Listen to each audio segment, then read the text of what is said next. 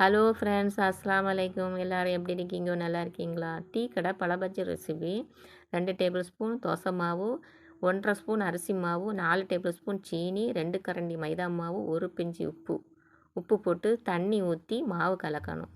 கலக்கிட்டு எந்த மஞ்சள் கலர் இல்லாததுனால 1 பிஞ்சி மஞ்சப்பொடி போட்டு கலக்குறேன்.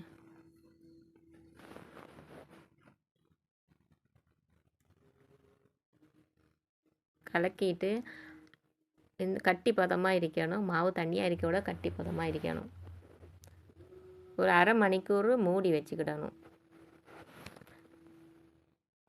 அரை மணிக்கூர் கழித்து பழத்தை மாவில் போட்டு முக்கி எண்ணெய் சூடானதும் எண்ணெயில் போட்டு பொரிக்கணும்.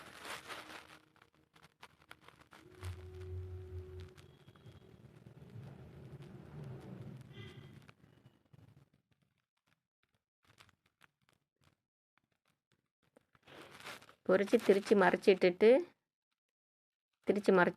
பல பஜ்ஜி ரெடி. நீங்களும் வீட்டில் ட்ரை பண்ணி பார்த்துட்டு எப்படி இருக்கீங்க கமெண்ட்டில் சொல்லுங்கள்.